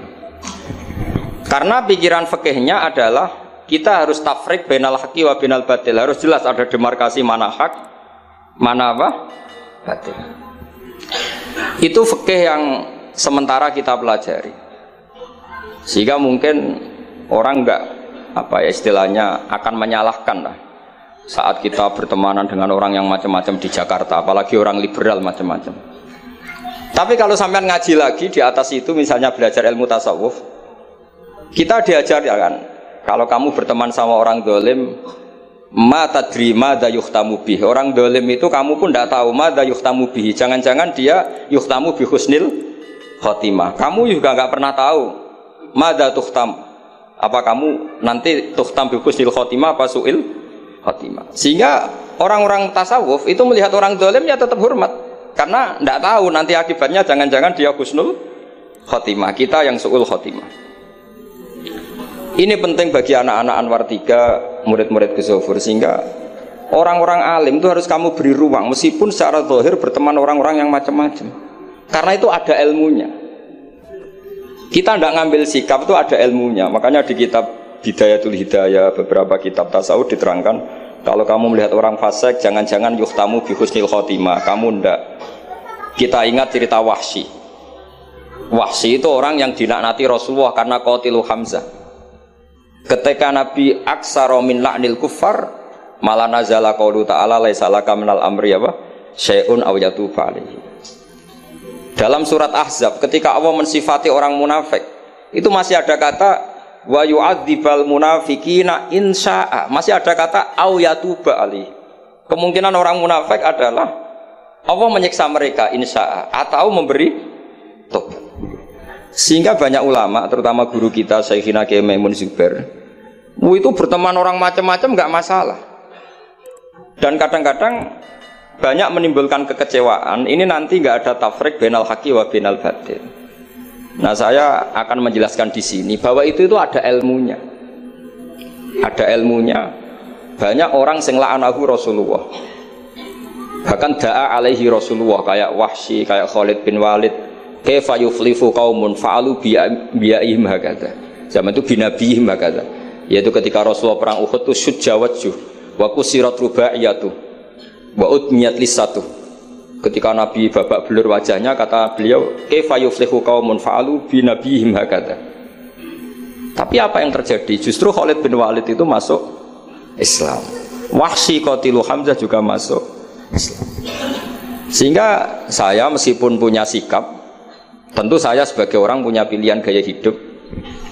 Mungkin saya nggak akrab lah kalau sama misalnya Mas Nusron itu, tapi kalau Gus Zofur akrab. Tapi saya menghormati, itu pasti ada ilmunya. Saya jaga jarak ya ada ilmunya, Gus Zofur berteman juga ada ilmunya. Nah, ini yang saya harapkan dari Anwar 3. Mohon ilmu ini diperkuat, karena basis terkuat peradaban adalah ilmu. Ilmu menyediakan segalanya. Saya masih ingat Gus Mek Peloso itu akrab sama bapak saya, karena beliau senang semaan. Kebetulan pendiri semaan Jantiko itu bapak sama Gus Mek. Jamiyah anti koler dulu awalnya. Selama-lama diganti Mantap, terus di era putra-putranya diganti Tigrul Ghafilin. Itu kalau jagongan sama bapak itu beliau bilang intinya begini. Iya, nahi mungkar, kenal era gelem kok nahi mungkar. Oleh proses piye, oleh tarbiyah piye kenal era gelem. Meskipun tentu anak-anak tidak saya sarankan seperti Gus Mek, karena jadab Anda tidak mesti sukses kayak Gus Mek. Itu kan resiko. Karena untuk sukses itu butuh keramat, butuh macam-macam lah. Kalau sampean latihan gitu pasti ditangkap keamanan itu. Nah, itu karena itu masalah gitu kalau di pondok masalah. Tapi apapun itu, kita punya cukup khazanah ilmiah untuk melihat itu. Saya berkali-kali kalau acara di Pondok Hajan sering bilang, berteman orang fasik itu tidak boleh. Wa in kana dasarin fajan dibu suratan. Kalau berteman orang fasik itu nggak boleh, karena nanti ketularan fasik. Tapi kalau dibalik, pertanyaannya dibalik, Mbah Niki membina orang fasik, dan diantara membina tentu prosesnya itu berkawan macam-macam. Kalau dibalik itu menjadi haram apa halal? Bukan dibahasakan berteman orang fasik, tapi membina orang fasik. Ini penting saya utarakan karena khazanah kita itu banyak. Saya berharap ulumul Quran di sini sampai yang seperti itu. Saya beberapa kali belajar kitab Hayatus Sahabah. Di situ ada satu aplikasi Ahkam Al-Quran, baik yang fiqhud dakwah maupun fiqhul ahkam. Saya di situ yang paling saya kenang adalah cerita-cerita misalnya termasuk yang dikutip Habib Zain bin Sumit dalam kitab Al-Manhajus Sawi. Suatu saat ada ustadz itu, saking semangatnya nahi mungkar karena si Harun Rasid sering salah, didatangin. Kata si ustadz tadi, inni nasihun lak famusaddidun alaika fala tajidanna fi nafsika aliyya syai'an. Saya akan memberi nasihat Anda, tapi saya agak ekstrim, agak keras. Mohon kamu jangan tersinggung, Anda jangan tersinggung. Anda ya Amirul Mukminin jangan tersinggung. Tapi apa kata Amirul Mukminin Harun Ar-Rasyid? Uskut ya jahil. Kamu ustadz bodoh. Terus fa inna Allaha ta'ala qad arsala man huwa khairun minka ila man huwa syarrun minni. Ini saya terpaksa bahasa Arab karena tadi takut kalah sama Abu Jahal tadi. Jadi ini mohon sekali, ini kompetisi. Jadi kalau Abu Jahal saja bisa bahasa Arab, masa saya kiai tidak bisa bahasa Arab. Jadi saya tadi itu, ya kan di Abu Jahal saja bisa bahasa Arab, fasih lagi tadi. Yang saya kecewa dia sopan ngasihkan mic tadi. Duduknya sudah benar gak sopan tadi kok sudah benar ya, jadi memerankan Abu Jahal memang harus gak sopan. Tapi semoga berakhir nanti diteruskan jadi Abu Jahal repot. Nah ini kata Harun Ar-Rasyid. Inna wa ta'ala qad arsala man huwa khairum minka ila man huwa syarrun minni. Wa ma'a dzalika qala ta'ala faqula lahu qawlan layyinan la'allahu yatadzakkaru aw yakhsha. Tentu kita tahu Allah mengutus Musa dan Harun, atau Musa saja yang populer. Musa itu man huwa khairun minka, tentu Musa itu lebih baik ketimbang Anda. Ila man huwa syarrun minni, tentu Fir'aun itu lebih buruk ketimbang saya. Itu saja masih ada aturan faqula lahu qawlan layyinan. Kamu harus ngomong yang halus. Kok kamu dakwai saya mau pakai kasar? Akhirnya si Fasakata tadi yang gurunya langsung ustadz, yang ustadz tadi langsung diam dan ngakui kalau Harun Ar-Rasyid lebih alim ketimbang dia. Nah saya harapkan nanti ulumul Quran di setai 3 itu tidak sekedar mengenali mufrodat, tapi mengenali makna terjemah, juga makna yang bisa disimpulkan dari ayat-ayat Qur'aniyah. Sehingga nanti keyakinan saya ya, apapun berubahnya zaman, nanti Quran itu tetap bisa dibaca kalau cara maknani seperti itu. Tapi kalau Anda maknani mufrodat, resikonya adalah mufrodat yang disebut itu kadang sudah tidak ada. Yaitu tadi misalnya wal khayla wal biwala wal hamira litarukabuha wazina. Tentu sekarang kita naik Innova, kita naik mobil, bukan naik khayl, bukan naik biwala. Tapi kalau dimaknani secara tadi, pokoknya ada markup, ada tunggangan yang kita naiki, ada tunggangan, dan kalau kita dapat nikmat tunggangan itu, kemudian kita syukur, litaslahu ala dhuhuri, ya yang penting sumatat guru ni'mata rabbikum. Ini penting saya aturkan karena saya berkali-kali berdebat juga. Kalau di kota itu kan ada dialog. Bahkan ini mungkin Gus Zofur lebih tahu ya, saya pernah di UII itu pernah disurati sama Majelis Mujahidin Indonesia. Di situ diterangkan kalau sekian terjemahan Kemenak itu salah sekian, miliknya UI salah sekian. Di antara yang diundang itu saya, dianggap makili UII. Tapi apa yang terjadi? Mereka itu karena maknani itu pakai mufrodat, tidak mau pakai ilmu balaghah, tidak mau pakai analisis-analisis yang harusnya terjadi dalam ulumul Quran. Saya punya contoh demikian. Saya sering belajar kitab namanya kitab Ar-Risalah, karangannya Imam Syafi'i ketika sering surat-suratan sama Abdurrahman bin Mahdi. Kata Imam Syafi'i, Quran itu lisanul Arabi, dan lisanul Arabi itu awsa'ul lisanan, lisan yang paling luas. Sehingga ketika beliau ditanya, kenapa Anda mewajibkan tolabul ma', mencari air, ketika orang harus tayamum di perjalanan? Terus Imam Syafi'i menjawab, falam tajidu ma'an, kemudian kalian tidak menemukan air, itu baru fatayammamu sha'idan thayyiban. Beliau dengan enteng mengatakan, la yuqalu liman lam yatlub lam yajid. Orang yang belum pernah mencari tentu tidak bisa dikatakan tidak menemukan, tapi tidak tahu namanya. Jadi kalau dikatakan tidak menemukan, pasti baca sabqit tolab setelah mencari. Kalau belum mencari kok mestinya tidak tahu, bukan bisa dibahasakan tidak menemukan. Nah saya berharap anak-anak ini karena ditunggui Mbah Mun yang ma'ruf dengan tafsirnya Gus Zofur. Karena Mbah Mun itu murid Said Alawi. Said Alawi punya karangan Takrirat Faidul Khobir yang dikarang Said Alawi dengan Habib Abdurrahman Al-Musawa kalau nggak salah. Yang nyarain agamanya Syekh Zamzami. Dulu saya belajar itu juga sama Gus Zofur karena dulu yang ngajar Mbah Mun sendiri. Saya juga sering menerima keluhannya Gus Zofur di Jakarta, di mana-mana orang analisis Quran itu tidak pakai ilmu balaghah. Ini repot sekali. Karena kalau kita tidak pakai balaghah, maka al-adat yufidul hasra. Kalau dalam kaidah usul fikih, al-adat la yufidul hasra. Ketika Allah pakai kata hitungan itu belum pasti hasr. Jadi taruh saja misalnya begini, ini yang kisah nyata dalam hadis sahih. Ketika Rasulullah itu memintakan maaf sama orang munafik, terus kata Allah mengingatkan intastaghfir lahum sab'ina marratan fala yaghfirullahu lahum. Kata Nabi, Jika 70 tidak bisa dimaafkan, wa sa'azidu ala sab'in. Ya sudah, saya tambahi lebih dari 70. Ternyata sama Allah didhawuhi, maksudnya tidak gitu. Kamu mintakan ampun untuk orang munafik maupun tidak, sama-sama tidak saya ampuni. Sehingga terus ada kaidah al-adat la yufidul hasr. Ini penting dalam ulumul hadis atau ulum ushul fikih.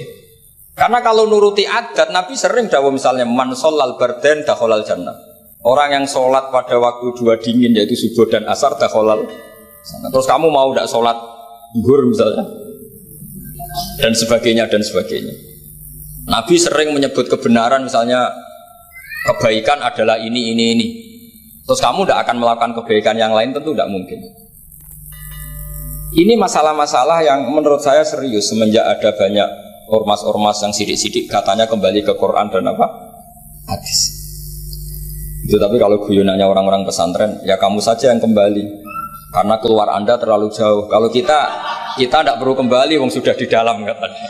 Yang keluyuran kemana-mana kan kamu. Kalau kita tidak pernah kemana-mana, jadi ngapain kita yang kembali? Anda saja yang apa? Kembali.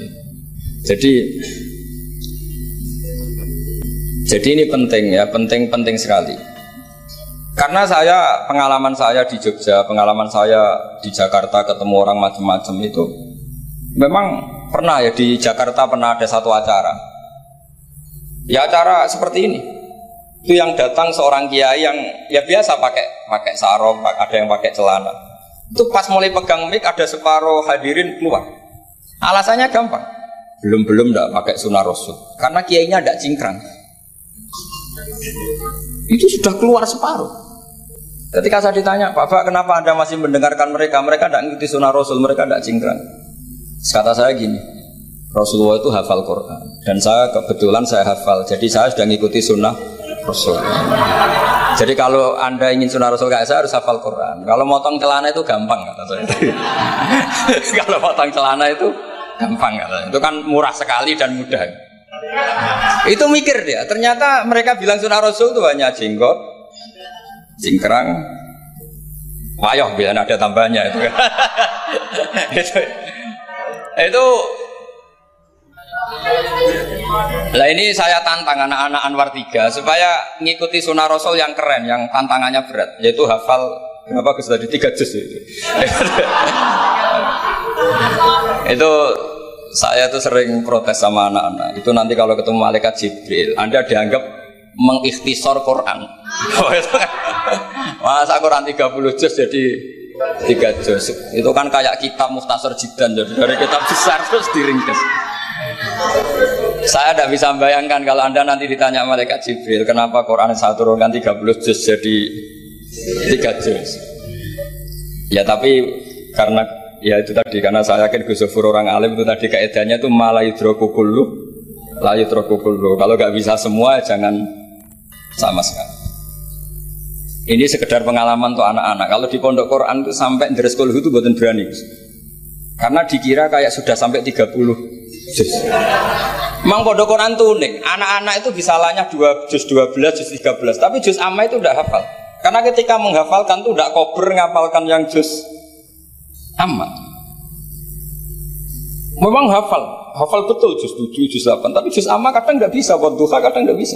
Imam Mitraweh kadang nggak bisa dia, karena dia besar kober, karena ngapalkan Quran itu kan berat.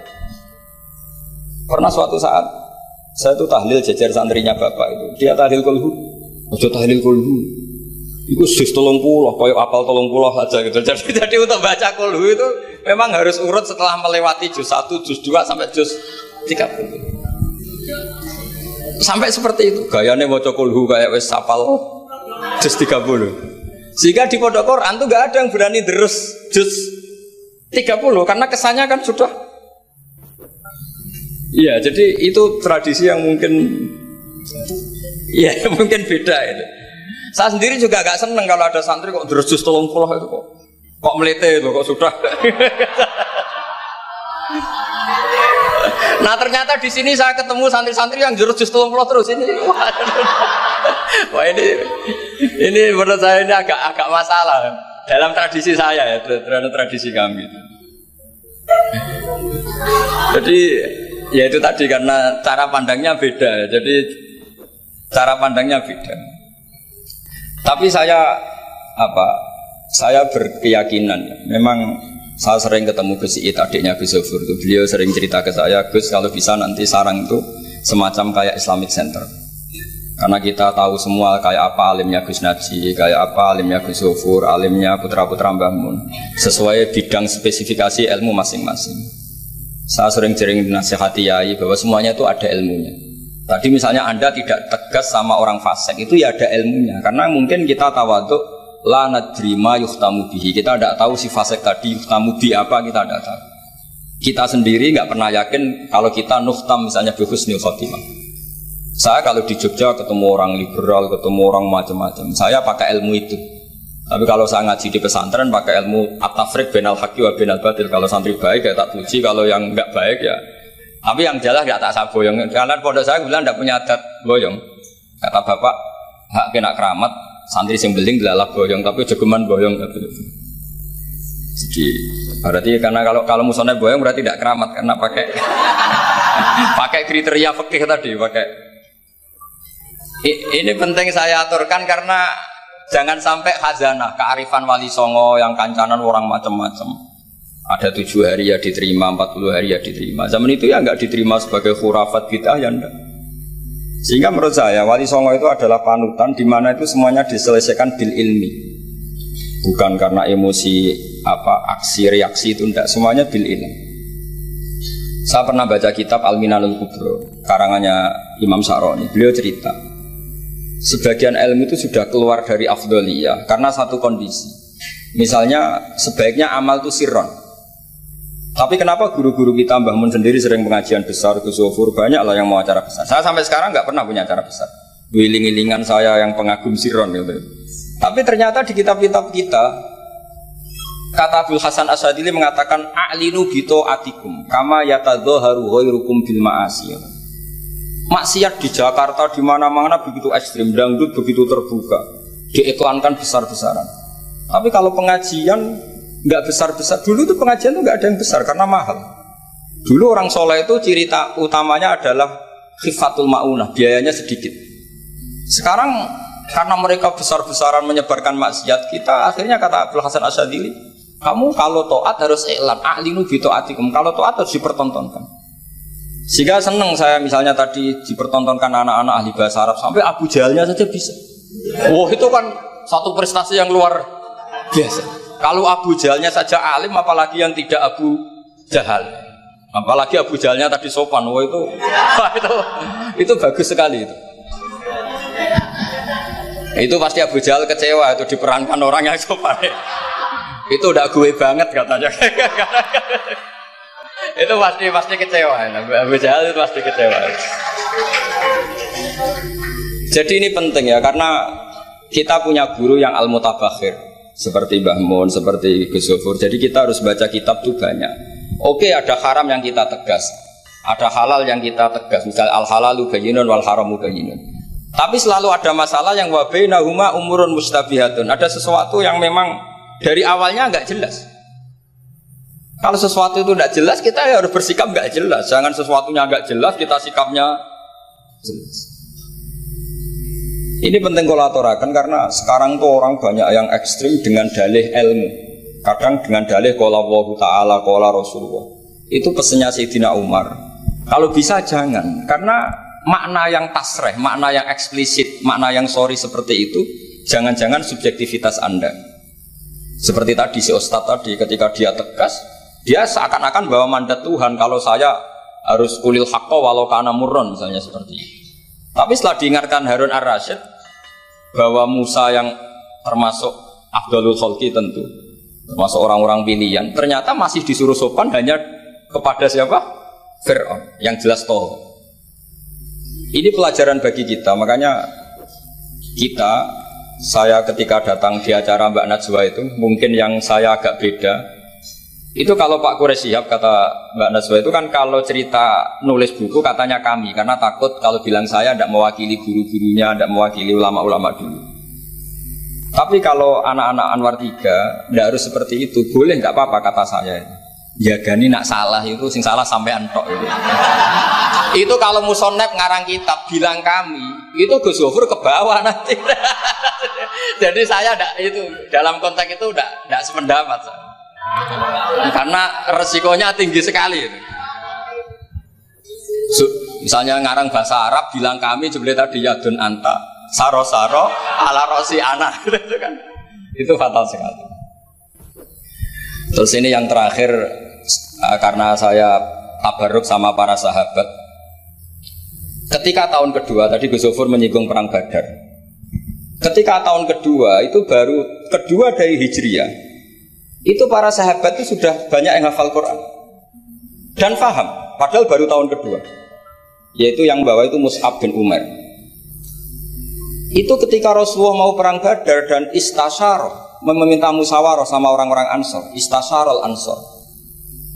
Karena orang Ansor itu hanya punya kompensasi jika engkau ya Rasulullah ke Madinah, Yasrib dulu, maka kita akan melindungi engkau sebagaimana kita melindungi nisa'ana wa abna'ana. Tapi masalahnya perang Badar itu Rasulullah harus keluar dari Madinah. Rasulullah sehingga khawatir jangan-jangan orang Ansor tidak berkomitmen dengan perjanjian itu karena itu di luar apa? Perjanjian karena sudah keluar dari Madinah. Ketika istasyarul Ansor, apa kata itu? Miqdad bin Aswad, ada yang nulis Miqdad bin Amr. Karena bapaknya namanya Amr, cuma dia masyhur disebut Miqdad bin Aswad. Ada rawi yang mengatakan itu Sa'd bin Mu'adz, tapi yang jelas itu Miqdad bin Aswad. Ini ingat ya, tahun kedua dari Hijriyah. Apa kata Miqdad? La naqulu laka kama qalat Banu Israil fadhhab anta wa rabbuka faqatila inna hahuna qa'idun. Walakin idhhab anta wa rabbuka faqatila inna ma'akuma muqatilun. Ya Rasulullah, kamu jangan khawatir kalau kita-kita ini pecundang kayak orang Bani Israel. Orang Bani Israel itu kurang ajar sekali. Mereka yakin kalau Musa itu orang hebat. Dan tentu Allah adalah zat yang super, ala kulli syai'in qadir. Kalau Allah itu superior, kemudian kamu kenapa susah-susah ngajak kita? Buat jenengan sama Allah datang ngelawan Jababiro, tak tunggu beritanya. Nah, itu kadang-kadang santri sekarang ya kayak Bani Israel. Itu kalau ngerti kiainya keramat, misalnya Gus Gofur lari seminar keramat, terus kiai itu sudah serau usah diaturi. Jadi kadang keyakinan itu ya salah. Seperti tadi, Nabi Muhammad itu para pangeran, nak perang rasa dibantu, kan bisa melibatkan Jibril, Israel kan selesai. Itu bisa fatal kalau seperti itu. Banyak loh kiai-kiai keramat ngeluh itu karena santrinya terlalu kultus keramat, terus santrinya orang mikir kiai ini buatan nyindir fakta gitu, terus biasa mawon. Dan terus menurut saya itu tradisi yang salah. Kalau di Sidogiri itu santri yang paling miskin pun itu misalnya akhir sana, tapi nggak perlu ditiru. Gus Gofur itu orangnya ikhlas, nggak perlu ditiru. Itu misalnya santri 100 urunan 10.000-an, 20.000-an diaturkan gurunya. Karena adat Madura itu panen jagung ya gurunya punya hak, panen apa saja ya gurunya. Itu tidak nunggu kaya. Kalau adat sana kan tidak nunggu jadi alumni, jadi kaya baru ingat kiainya. Itu kalau tepahan kiainya sudah meninggal kan terus repot gitu. Itu kata orang tadi siapa itu Miqdad bin Aswad. La naqulu laka kama qalat Banu Israil. Fadhhab anta wa rabbuka faqatila inna hahuna qa'idun. Walakin idhab anta wa rabbuka faqatila inna ma'akuma muqatilun. Tapi silahkan ya Rasulullah, engkau berangkat, kita akan mengikuti engkau ikut perang. Artinya apa? Mereka bisa memahami Quran meskipun itu kisah tentang Bani Israel. Mereka tahu sindiran Quran, mental yang benar kayak apa, yang salah kayak apa. Dan itu yang ditiru kitab Fathul Mu'in. Misalnya kitab Fathul Mu'in menulis begini. Misalnya ya, waktu sannu misalnya as-sholat binasatin atau wa yusannu nasatun di sholatin. Disunatkan kalau mau sholat itu sumringah, kelihatan happy, kelihatan senang. Wa yusannu nasatun di sholatin. Terus di penjelasannya sederhana. Fa inna Allaha ta'ala dzamma li tarikihi wa qala wa idza qamu ila sholati qamu kusal. Kalau mau sholat itu harus kelihatan sumringah, happy, kelihatan senang, isyak, bronto, mau sholat, mau ketemu Allah, munajat. Karena Allah itu mengkritik orang yang meninggalkan nasyad, yaitu kalau mau sholat aras-arasan. Terus beliau menyitir wa idza qamu ila sholati qamu kusal. Sehingga ketika kita baca tentang orang munafik, bukan berarti terus orang munafik di sana, kita di sini. Seakan-akan kita terbebas dari sifat orang apa? Munafik. itu bukan da'bu ulama'ina, bukan ahwal ulama'ina. Ahwal ulama kita ketika baca Quran adalah otomatis kita memahami. Dan memahaminya itu bisa mafhum yang luar biasa kayak tadi. Kayak yang saya ceritakan tadi Harun Ar-Rasyid, kayak siapa tadi? Miqdad bin Aswad, dan kayak tadi Fathul Mu'in misalnya. Sama dengan model-model karangan Imam Ghazali. Imam Ghazali kalau ngarang kitab itu sebenarnya sederhana. Setelah kita teliti itu semuanya ya sederhana sekali. Artinya ayat yang dikutip itu sering kita baca. Tapi beliau secara indah, secara menakjubkan, itu bisa ngambil kesimpulan yang luar biasa.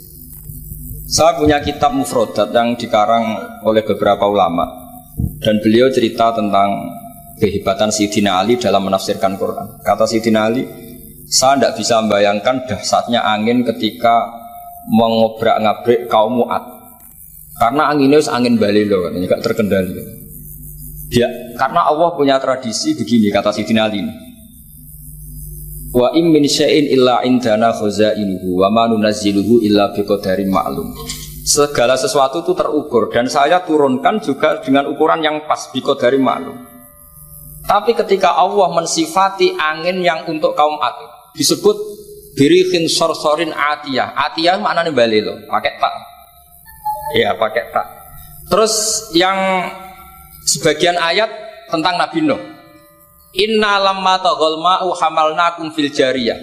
Togho itu maknanya lacut. Jadi air sudah gak terkendali, kayak di luar kendali malaikat. Sudah togho, sudah balelo. Saking balelonya yang main hantam saja kata Sayyidina Ali. Sehingga dua ayat ini menunjukkan betapa dahsyatnya banjir karena diredaksikan taghal ma'. Begitu juga betapa dasarnya angin karena disebut dirihin sorsorin atiyah. Jadi yang namanya atiyah itu pakai tok ya. Ini ain tok ya. Ini yang pakai apa? Ain alif ta. Jadi dari mufrodat ini kelihatan bahwa benar-benar dahsyat. Karena Allah punya adat segalanya terukur. Ternyata di situ disebut tohornya semuanya sudah keluar dari apa? Ukuran.